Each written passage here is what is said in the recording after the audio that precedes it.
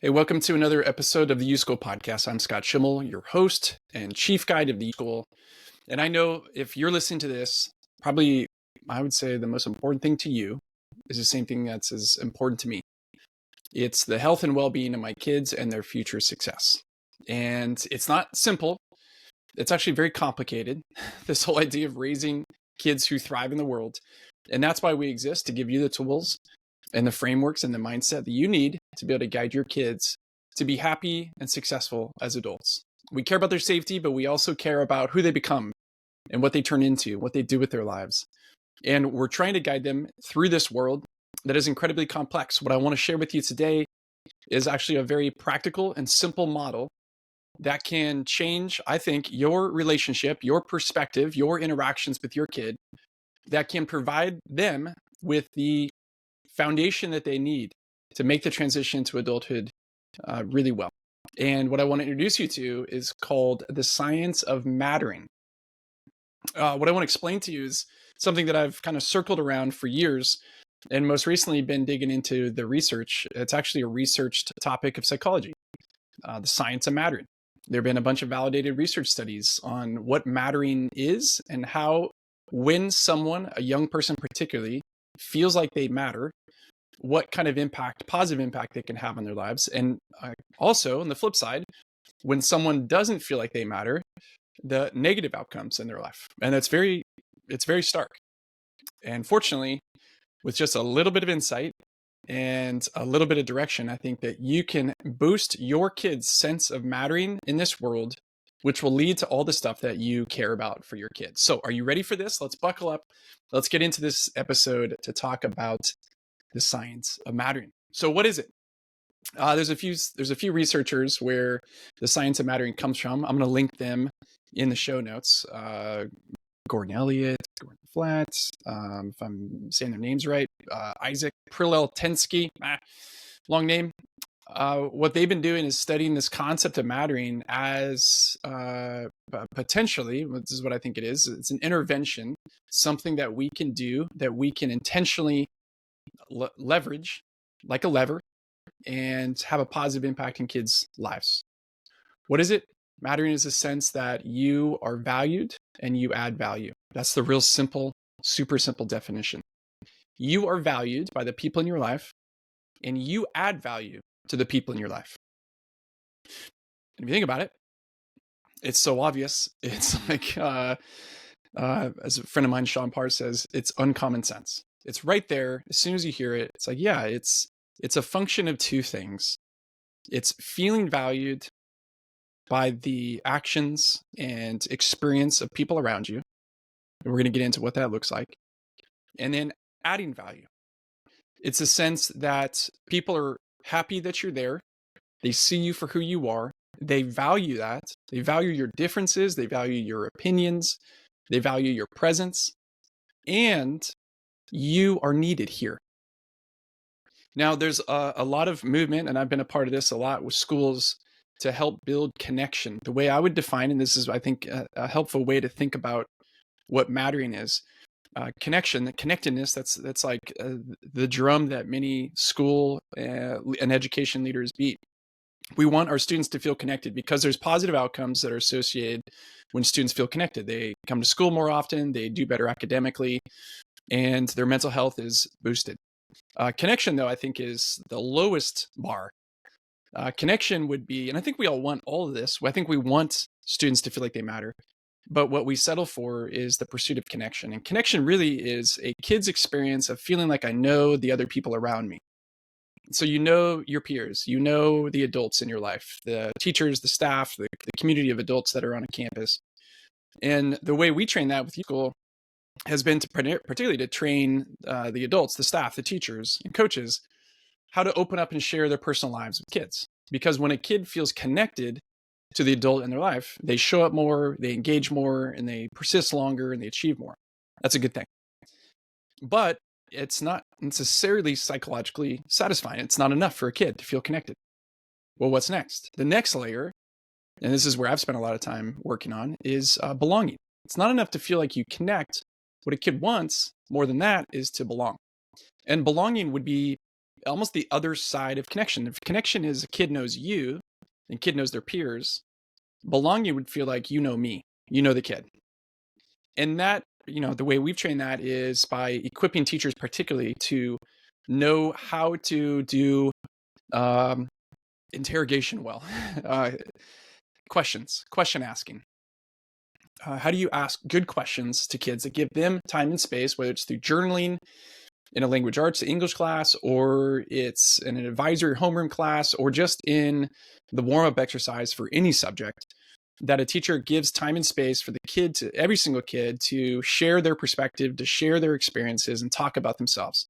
And belonging happens when you feel seen in spite of your differences to others, and you still fit in. So fitting in is really functional to both connection. I fit into you. I'm kind of like able to blend in and connect to you. Belonging is the opposite. It's like, I feel like I connect because you see my uniqueness and difference. And more or less, I've kind of stopped there, but I've always felt like, gosh, there's more than just connection and belonging. And that's where mattering comes in. Flett and Elliott, these two researchers on mattering, talk about three components. The big components are, I feel like I'm valued and I add value. But underneath that are these three components of mattering. One is attention. I feel like there's attention given to me. I feel like I'm noticed and seen. One of my pet peeves of any social setting, particularly with kids, is when someone walks into the room and no one greets them. No one acknowledges their presence.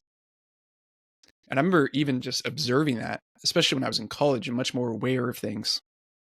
There would be a roommate that would come in and no one would even say, welcome home, or hey. People would walk into a social setting or sit down at a table. This happens all the time. And no one even acknowledges that they sat down. It happens in our workplaces. The same thing. Someone shows up to a meeting, no one even says hi. And when you feel like you're not noticed, you're not even seen, bad things happen in your life. You don't feel like you matter. So attention is one, importance is the next. It's not just being acknowledged, it's, oh, you're here. You're here. We've been waiting for you. This wasn't complete without you. Oh, good. Here you are. And imagine if you've had experiences where you don't feel like people pay attention to you, or it's important that you're there. You imagine the loneliness.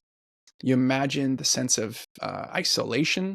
You can see clearly the connected dots to depression, to disengagement, to not showing up as much, to not trying as hard, to recognize this doesn't matter. And then the third piece would be dependence. In other words, people need you here. It wouldn't be the same without you. You bring fill in the blank. You bring humor. You bring a new insight, a fresh perspective. You bring challenge. You bring a sense of values and conviction. You bring a sense of curiosity. You bring a sense of, hey, what if we try that? Like, you're an idea generator. You're a problem solver. You're a counselor in that you ask questions and listen, and you're a safe place. We need you here. Those are the three elements of mattering: paying attention, feeling important, and recognizing that others depend on you. There's some statistics that have come out from the research done. Teenagers who feel like they matter, and it's all sides of mattering, have 30 to 40% lower rates of depression and anxiety.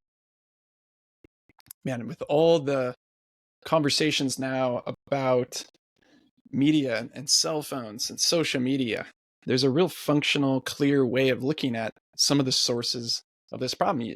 When you post something and no one likes or comments, it impacts the mattering, whether or not you feel like you matter. Another one, higher academic engagement, a 20% increase, happens when you feel like you matter. Academic engagement goes up by 20%.